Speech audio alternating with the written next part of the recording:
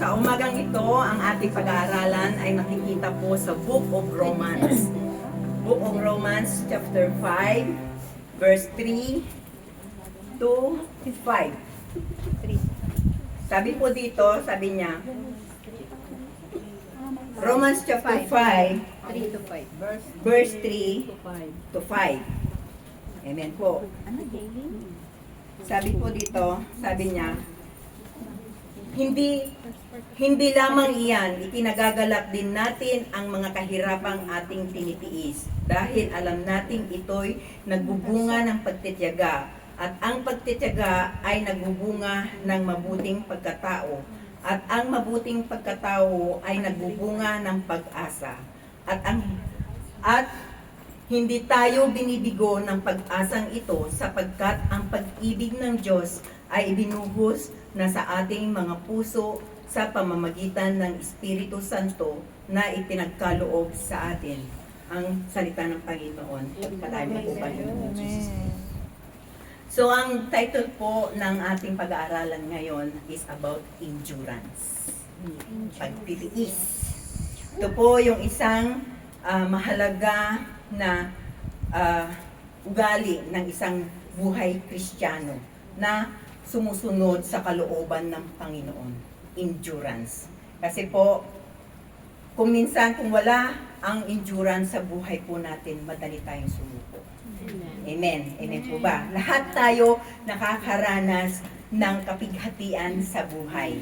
Sa trabaho man, sa pamilya man, sa relationship man, sa kaibigan man, sa financial man. Amen po ba? Amen. Sa lahat ng aspeto ng ating buhay, nagkakaroon po tayo ng kapighatian sa ating buhay. But sabi ng Panginoon sa endurance, sabi nga sa salita ng Panginoon, kailangan natin itong ikagalak. Kailangan natin ikagalak kasi itong endurance na ito, itong endurance na ito is ito yung magmumold sa atin na yung character natin bilang isang tunay na Kristiyano na tagasunod ng Panginoon. Amen po.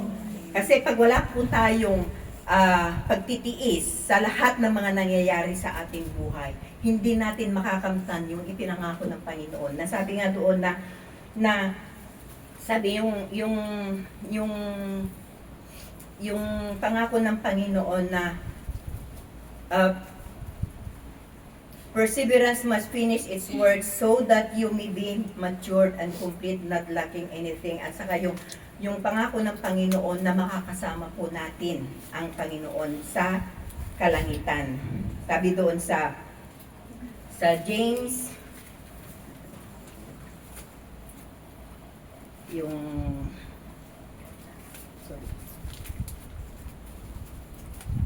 sabi nga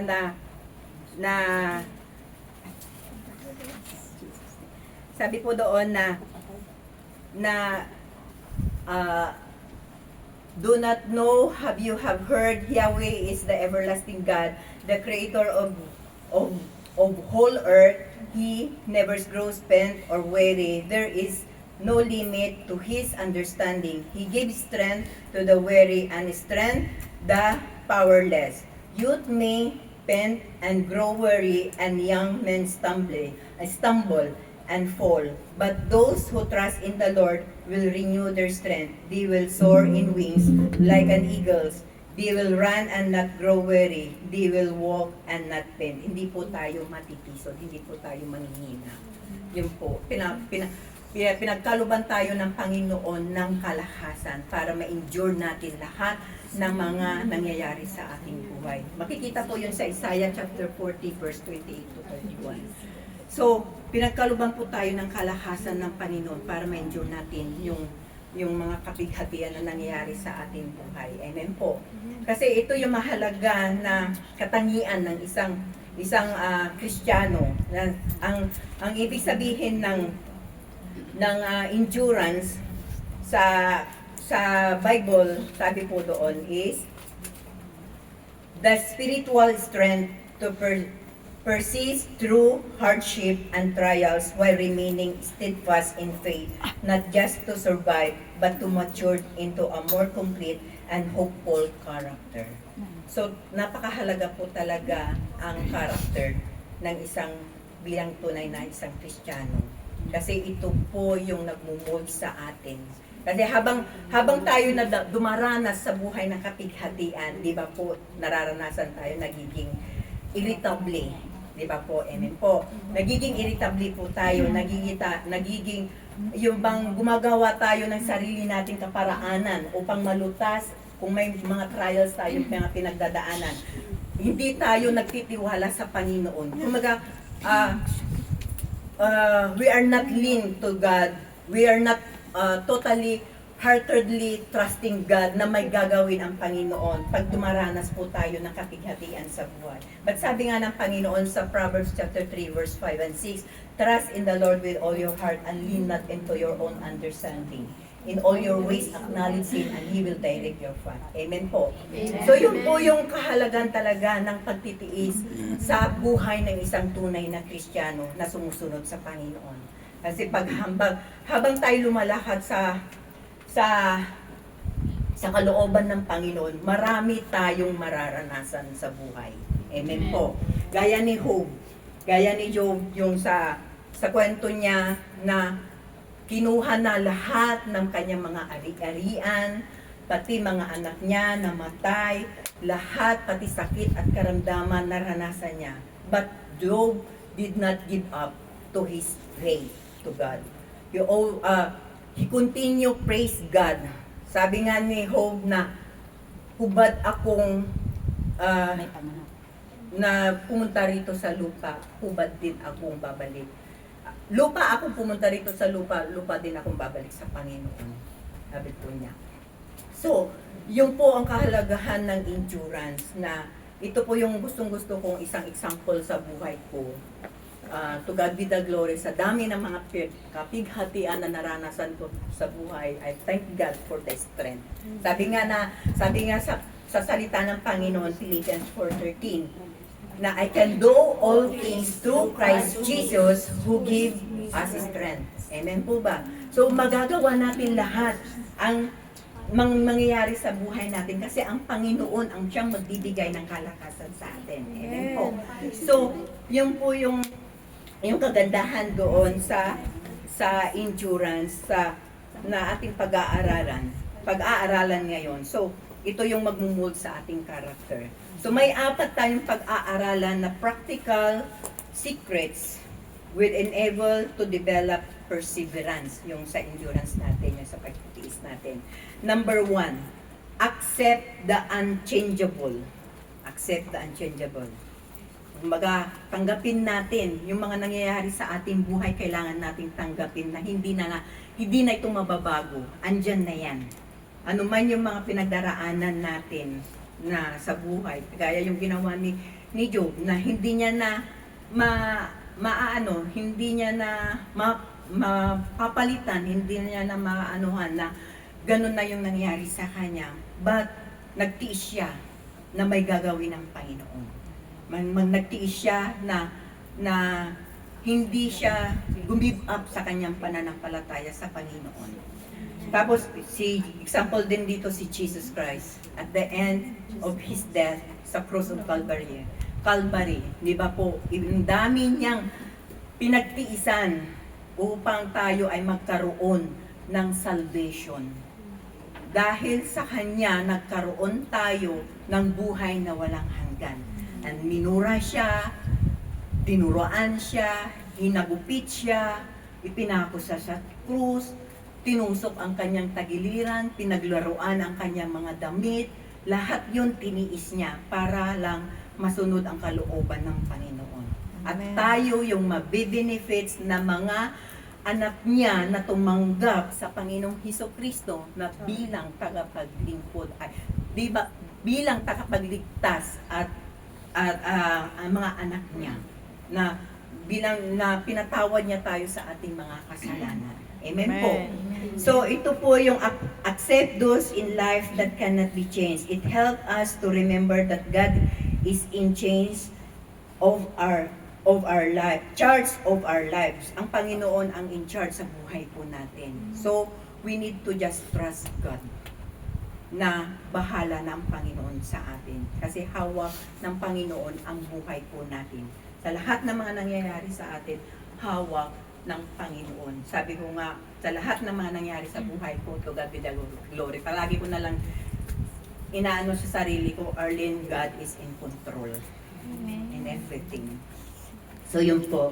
So sabi nga po doon sa James chapter 1 verse 2, sabi po doon, consider it pure joy when brothers, whenever you face trials of many kinds, because you know that the testing of your faith develops perseverance. Perseverance must finish its works so that you may be matured and complete, not lacking anything. So kailangan na matapos po natin. Kailangan na maging magalak tayo habang tayo'y nakakaranas ng kapighatian. Kasi hindi tayo magkukulang sa harapan ng Panginoon. Pag nalagpasan po natin ang lahat ng mga bagay na nangyayari sa buhay po natin. Sabi nga, when all kinds of trials crowd into our lives, my sisters, don't resent them as intruders, but welcome them as friends. Kailangan na welcome natin yung mga trials sa buhay natin. Amen po. Kaya pag may naranasan po tayo sa buhay natin, hi friends. Amen po. Hi friends. Welcome. But kailangan tayong magtiwala sa Panginoon. That God give us strength. Amen. Amen. Amen. So yun po na they have come to test our endurance, but let the process go on until that endurance is fully developed and we will find we become woman of mature.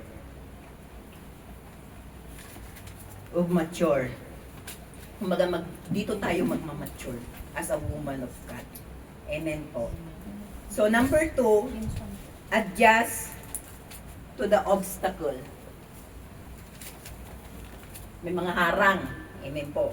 Habang tayo naglilingkod sa Panginoon, habang tayo patuloy na sumusunod sa kalooban ng Panginoon, maraming mga harang. Nandyan yung mga persecution, nandyan yung mga kaibigan natin na yung dinidiscourage tayo, nandyan yung mga kaibigan, nandyan yung mga family. Hindi lang kaibigan, mga family. Mostly na unang-unang magdi-discourage sa atin at magpe-persecute sa atin is family. Amen po. Naranasan ko, to God be the glory, naranasan ko po. Minsan, naranasan ko yan when I accept Jesus Christ as the Lord and Savior, na galing sa pamilya ko ang persecution. Kasi I did it also to my brother. So kung ano yung ginawa mo sa kapwa mo, ay mangyayari din sa atin. Mangyayari sa atin. So beware talaga. Totoo. Kasi naranasan ko. God be the glory. Kaya nga, nagiging aware na ko sa mga ginagawa ko at nangyayari sa buhay ko. Na hindi basta-basta na mag-judge, hindi basta-basta magsabi kung ano-ano. Kasi kung ano yung ginawa natin sa kapwa natin, babalik din sa atin. Hindi lang instant, but it takes time. Pero pag marirealize po natin na ginawa ko yun sa kapwa ko. Kaya masakit pala. Yan po. So we need to adjust the obstacles. Sometimes we have to adjust our way to fit the realities of life. Kailangan natin ay tayo ang dumistansya, tayo yung lumayo na Tapos sabi nga doon sa Proverbs chapter 22 verse 3, kung may dumarating na panganib, ang matalino'y nag-iingat, ngunit di ito pansin ng mangmang, kaya sila'y napapahama. Amen po. Kaya yung mga matatalino na mga anak ng Diyos, amen po, na iiwasan po natin kasi alam natin ang salita ng Panginoon na magkakaroon ito ng panganib. Amen po. So, kaya nga po, iniingatan tayo ng Panginoon, tinuturuan niya po tayo na magtiwala sa Kanya, magtiis sa Kanyang kalooban, magtiis. So, the person with perseverance The persons with perseverance acknowledge the roadblocks and makes adjustment. Amen po. So, pag may katigaan po tayo, yan, naghihintay po tayo, kailangan na hintayin. We need to, yung maghintay na kailangan na tayong mag-adjust sa lahat ng mga hadlang sa buhay po natin. Tayo yung umiwas, tayo yung, kasi pag go tayo ng go, mapapahamak po tayo. Amen po. So, the question, are there circumstances of our life, or people in our life that we have been trying to change? Meron ba sa atin, na isang tao na yung kailangan itong taong ito ay magbago, kailangan kang magbago? Alam niyo po, isang natutunan ko to, ganyan din po, kailangan magbago ka, but me in myself, I did not change. So, ang ginawa ko, ako muna ang nagpabago kay Lord. Hindi yung tao na gusto kong magbago. Ako muna. Para makita ng ating mga kaibigan, mga pamilya, mga kasamahan, na may pagbabago sa buhay natin. Na habang tayo'y naglilingkod sa Panginoon, ay unti-unti tayong nagbabago. Kaya unti-unti rin na yung mga obstacle sa buhay natin na humahadlang, yun po, naiiwasan po natin para hindi tayo matisod, para hindi tayo mapahamak. Kasi doon tayo tinitignan, lalo na pag alam natin ang salita ng Panginoon. So, minsan naranasan natin, pastora ka man lang, ganyan ang ugali mo, nagsasalita ka, Kristiyano ka, nagsasalita ka ng masama, nakikipag-away ka. So, be aware po, tayo po yung mag-adjust, tayo muna yung unang magpabago sa Panginoon para yung mga hadlang na makikita ng ating mga tao na tayo yung we are the representative of Jesus Christ. We are the imitation of Jesus Christ. So ano yung character ng Panginoon, dapat yun din po yung nakikita sa atin na bilang isang anak niya. Amen po. So, yun po, sabi po dito, when we adjust to the detours, yung daan of life, God reveals some of His marvelous hard work of the beaten trial. Amen po. So, pag lumihis po tayo sa mga daan na humahadlang sa mga obstacle na yun, gumagawa ang Panginoon na hindi natin nalalaman. Gumagawa po siya na ng kaparaanan upang makaiwas po tayo. Minsan nararanasan po natin, amen po, na yung bang, special example ko po tuwing Sunday, di ba po, kung minsan nag-iisip tayo na may nag-invite sa ating friends. So, invite tayo na pumunta na makipag-birthday party. Pero ang banal na espiritu ay inuudyuy kanya tayo na pumunta ka muna mag-simba. Amen po. Amen. So, minsan, sinusunod natin yung invite ng friends kasi ayaw natin mapahiyang friends. Amen po. But sabi nga ng Panginoon, unahin natin siya. Seek ye first the kingdom of God. Sa Matthew chapter 6 verse 33, seek ye first the kingdom of God and His righteousness, and all these things shall be added unto you. So, pag hindi po natin inuna ang Panginoon, minsan napapahamak po tayo. Amen po. May nangyayari po sa atin. At saka may kulang sa ating spiritual life. Amen po. So, yun po. Don't think of adjustment as failure. Think of it as education. Hang on, see what God has in store for us to around the next bend in the road. So yun po. Ito yung magiging education natin, yung mga adjustment. Pag nag-adjust po tayo, ito yung edukasyon po natin. Natututo po tayo dito. Amen. Sa lahat ng mga nangyayari sa ating buhay, there's always a lesson. Amen. Amen po. So number 3, abide with patience. Amen po. Patient. Pasensya. Minsan, wala tayong pasensya. This is the part of the fruit of the Holy Spirit. Patient.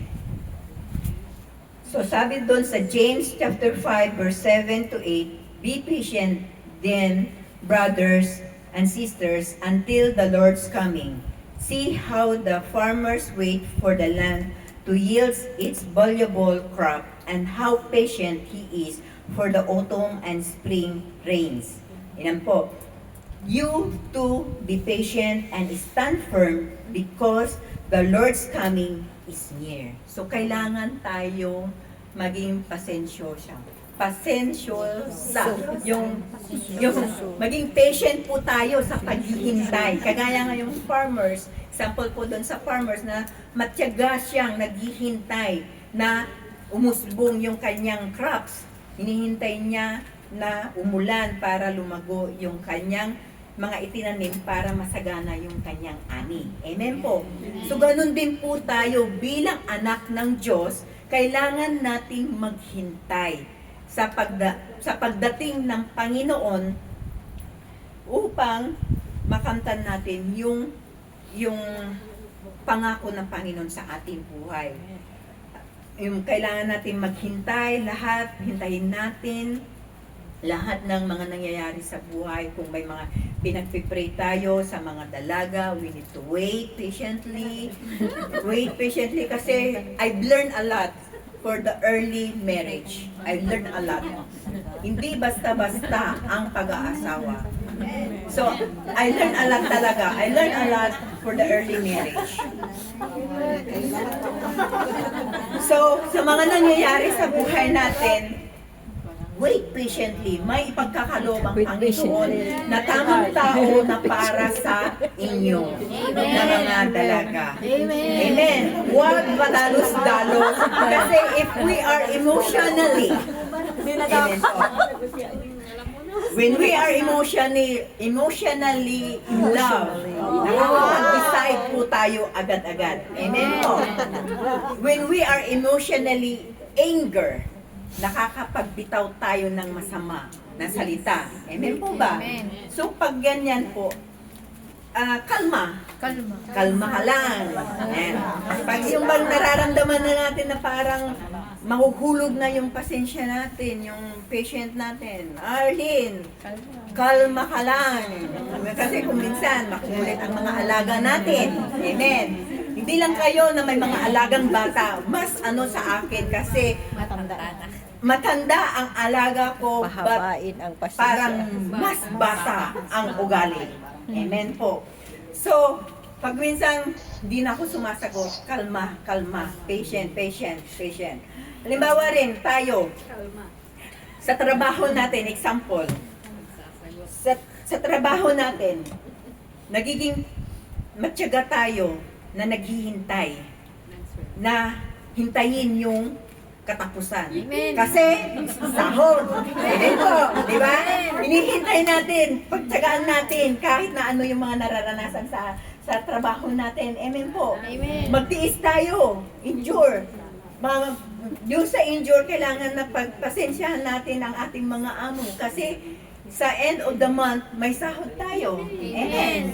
Pag nagtagal tayo sa ating mga amo, mayroong tayo long service. So, yun lang. Yun lang yung nais ng Panginoon sa ating magtiyaga at maging pasensyoso sa paghintay. Ganon din po tayo bilang mga anak ng Diyos, bilang Kristiyano. Na kailangan tayong be patient to wait on the Lord. Amen. Sa kanyang pagbabalik. Kasi yung reward natin is in heaven. Amen. Sa mga mananatiling tapat hanggang wakas ay siyang maliligtas. Yun lang, mananatiling tapat. Amen. Matthew chapter 24 verse 13. Amen po. So patient is that ability that keeps us from blowing up when events don't go our way or losing our cool when others upset us. Di ba po? Nagiging tayo, yung hot temper. Ang tawag doon, hot temper. Hot temper, yung Magagalitin. yung madaling mairita. Madaling mainis. Yan ang anuhan ng patient. So, kailangan natin na kontrolin nga, kalma nga yung sarili natin. Yan, kalma. Pag kalma. Yun. Yan, naririnig ko nga yung mga usapan kanina. Sabi ko, kalma, kalma, kalma. Sabi, kaya nga yung testimony nga ni Pastor Lalerme, okay lang ba? Na naging kalma siya nung ano siya. Yun po yung kailangan natin na doon po natin makikita as a matured woman of God. Na yung pag nagiging kalmado po tayo kahit na pinapagalitan na tayo ng amo, na ano. Kasi doon namumul ang ating mga character kasi. Kasi we are tayo yung representative ng Panginoong Jesucristo. Kaya dapat nakikita talaga sa ating buhay, sa ating pagkatao, yung katangian ng Panginoon. Ano man, oo, andun na yung short na patient natin kuminsan, but we need to always remind that God is always there na mag-ano po sa atin, magko-comfort. Amen. So, we must rely on God to act in the most wise and merciful way. Kaya nga yun po, yung sabi ko, we need to act as God na most wise and merciful way. The secret of patience is abiding. We must learn to rest and endure under the load of pain and suffering. Patience. Patience.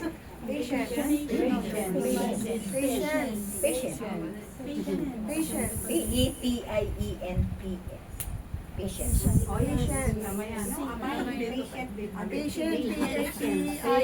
Sabi doon, abide with patience. Yan. Ano yan? Patience. Patience. Correction. Sabi po dito, the secret of patience is abiding. We must learn to rest and endure under the load of pain and suffering by abiding with a God who is faithful. Kaya kailangan natin na yung na habang tayo dumaranas ng kapighatian sa buhay, na ito yung secret na we need to abide in patience. Na ang Panginoon ay tapat. Yung kanta nga kanina sa worship, God is faithful. He is so good because He always faithful to us. Even we are faithless. Kuminsan nagkukulang tayo sa Panginoon. Amen po. We must not only learn to abide in Christ, but also abide with Christ under the struggles and the pressure in life. Ibig sabihin po nito, hindi lang po tayo mag-abide kay Lord, but we need to abide yung suffering ng Panginoon. Yung mga nararanasan niya. Amen po. Kasi doon po tayo na namumul yung character natin, doon po na ano yung patience po natin. Hinintay ng Panginoong Jesucristo yung mga dinaranas niya, di ba po? Para yung glory ng Panginoon, yung ating salvation ay makamtan po natin.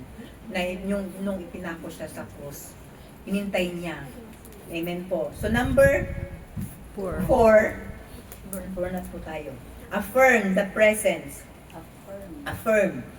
Pagtibayin ang kaya yung tibay. Yung presensya ng Panginoon na ating nararanasan, huwag nating hayaan na mawala sa atin. Kailangan na pagtibayin pa po natin lalo yung naranasan nating presensya. Yung hindi na tayo biglang susuko pag nakaranas tayo ng obstacle sa buhay natin, mga suffering is maayaw na tayo, wala na tayong ganang mag-pray, wala na tayong ganang umattend ng service, wala na tayong ganang magbasa ng salita niya, kasi nakatuon na tayo doon sa mga nararanasan natin sa buhay, mga sufferings po natin. As we progress towards a life that resembles Jesus Christ, we must always remember that God is with us. Amen. Always remember that God is with us. Ano man yung mga nararanasan, God is with us. He will never leave us nor forsake us. Always with us. Kaya affirm, kaya nga kailangan na pagtibayin natin yung presensya na naranasan natin sa Panginoong Jesucristo. Kasi sa mundo, hindi yan nakakapagbigay ng kagalakan sa buhay po natin. Panandalian lamang ang ibinibigay ng mundo. But God, from God, na binibigay niya, lalo ng kanyang presensya, yung pagmamahal niya na ating natanggap sa kanya, yun po yung nagbibigay tibay sa atin para mapagtagumpayan natin ang mga nangyayari sa ating buhay. Kaya nga kailangan natin mag-endure, magtiis. Amen po. Lahat sa area ng ating buhay. Kasi may kinakamtan natin. Meron tayong pinanghahawakan na pag-asa na nanggagaling sa Panginoon. Amen po. So, the secret is found in affirming God's presence. The world says, give up, drop out, run away. But God says to us, just trust me, lean on me, and fall into my arms. Amen po. Ang mundo sinasabi, sumuka ka na, wala na rin nangyayari sa buhay mo, pa service ka dyan. May na mga naririnig ako mga kwentong ganon, mayroon din akong naranasan na ganon. But sabi nga ng Panginoon na trust me, lean on me, na humawak ka sa kamay ko. Sabi niya, kapit lang po tayo sa Panginoon. Na lahat ay may pag-asa. God is with us to support and sustain us, to give hope, courage, and strength to continue. Ito yon na sabi niya sa Exodus chapter 33 verse 14, sabi niya, my presence will go with you and I will give you rest. Amen. Sa lahat ng may kapahingaan sa presensya ng Panginoon. Amen po. May kapahingaan. Lord, sa mundo, sa labas is gulong-gulo na sa mundo. But in the presence of God, there's always fullness of joy and rest. Amen. Amen po. Amen. Remember, God doesn't call the equipped. He equips the called. And He'll always be there to love and to guide us to great things. Amen. Hindi tumatawag ang Panginoon sa mga marunong na. Pagkos, di ba niya napapansin or naobserbahan, mostly na mga tinatawag na mga lingkod ng Panginoon is yung mga walang alam. Yung mga galing sa jail, yung mga drug addict, yung mga preso, yung mga ano ba yun? Makasalanan. Yung prostitute, pero pag naranasan nila yung presensya ng Panginoon at nabago sila, they are more anointed to share the gospel of God. Amen. Kasi naranasan nila eh. Ganon din po tayo, alam ko, each of one of us, we have a testimony in our life na naranasan natin sa presensya ng Panginoon na tayo binago niya. Amen po.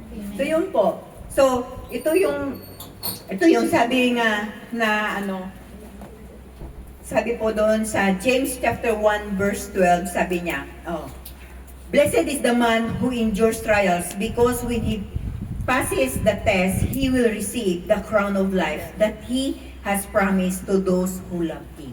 Yan po, yung promise ng Panginoon. Sa James chapter 1 verse 12, na magkakaroon tayo ng crown of life. Amen po. So yun po, don't give up. Don't give up. Just go on. Ano man. Kasi dito natitest yung character natin. Kasi ito yung pangako ng Panginoon sa James chapter 1 verse 2. Amen. So yan po. Yun lamang po. So, I do believe na may natutunan tayo, may ipapamuhay natin araw-araw sa buhay po natin. Pag nakakaranas tayo ng mga suffering sa buhay natin. We just keep on going, don't give up. Just trust God, lean on Him. Hawak lang po tayo sa kamay ng Panginoon kasi hawak po niya tayo. God is with us, He never leave us, nor forsake us.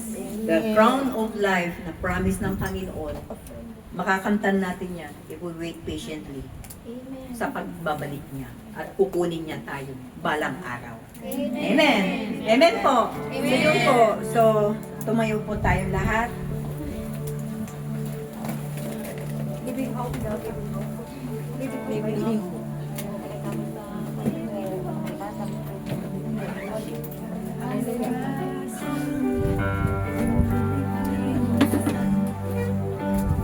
Kantahin po natin yung ang Panginoon lamang ang pag-asa natin. Siya yung buhay na pag-asa natin.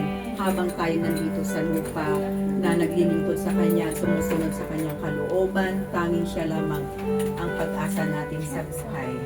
Sandin. So, Father God, in the mighty name of Jesus, thank you, Lord, at the Lord. Lord Jesus, Holy Spirit, you do the rest. O God, ikaw lamang po ang mangusap sa aming mga anak ngayon. In Jesus' name.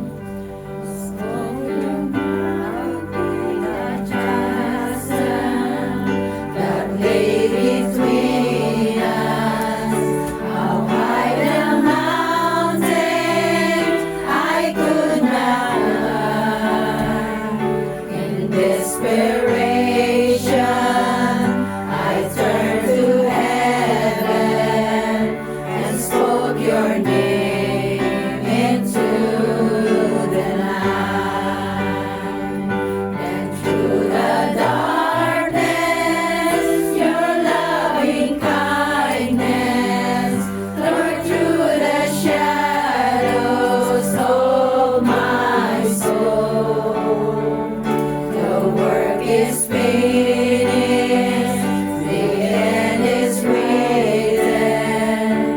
Jesus Christ, my living hope. Oh, imagine so great a mercy. What heart could fathom such boundless grace? The God of ages stepped down from glory to wear my sins and bear my shame. The cross has spoken, I am forgiven. The King of Kings calls me his own. Beautiful Savior, I'm yours forever. Jesus Christ, my living hope. Hallelujah, praise the one who set me free. Hallelujah, death has lost its grip on me. You have broken every chain. There's salvation in your name, Jesus Christ, my living hope. In the morning, that sealed the promise, your buried body began to reign. Out of the silence, the roaring lion declared the grave has no claim on me. Then came the morning that sealed the promise. Your buried body began to reign. Out of the silence, the roaring lion declared the grave has no claim on me. Jesus Christ, the victory.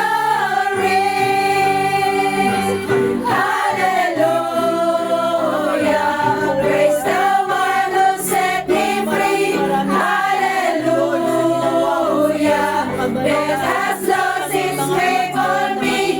You have broken every chain. There's salvation in your name, Jesus Christ, my living hope. Hallelujah, praise the one who set me free. Hallelujah, death has lost its grip on me. You have broken every chain. There's salvation in your name, Jesus Christ, my living hope. God, matitiis mo namin sa lahat ng aming mga nararanasan, Lord. Tulungan mo, iyong mga anak. Panginoon, ituloy mo, mag-usap ka sa iyong mga anak na dumaranas, O Lord God, sa mga kapighatian sa buhay. Lord, na ikaw lamang, O Lord God, yung pag-asa namin, O God, sa iyong mga promise, O Lord God, sa aming mga buhay, O Lord God, ito yung pangahawakan namin na magkakaroon kami ng crown of life, O God, kung hindi kami susuko sa aming lahat ng aming mga nararanasan sa buhay. Panginoon, mangusap ka sa iyong mga anak. Holy Spirit, move in your special way, Panginoon.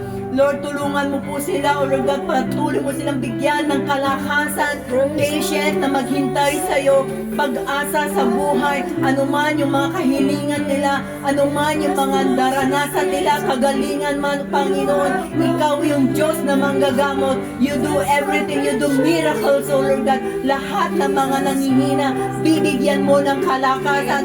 Lahat ng mga nawawalan ng pag-asa, ikaw ang magbibigay ng pag-asa dahil nasa iyong mga kamay ang aming pag-asa. Nasa iyong mga kamay, Panginoon, ang aming kaligtasan, ang buhay na walang hanggan na ipinagkalo mo sa amin, ang iyong pangako sa amin, Panginoon. Lord, tulungan mo kami, O Lord God, na maging matyaga sa paghihintay sa iyong pagbabalik. Panginoon, maraming salamat sa iyong mga salita na aming napag-aralan ngayon, Panginoon. Ito'y magbibigay kalakasan sa bawat isa sa amin. Ito'y magtuturo upang mamod lalo ang aming mga character, O Lord God, habang kami naghihintay sa iyong pagbabalik. Lord, we endure everything dahil andyan ka, kasama ka namin, Panginoon, that you will never leave us nor forsake us, Lord. Maraming salamat, Panginoon, sa iyong presensya na aming naranasan, na aming lalong pagtitibayin ang aming naranasan na presensya mo sa umagang ito. Maraming salamat po, Panginoon. In Jesus' mighty name, Amen.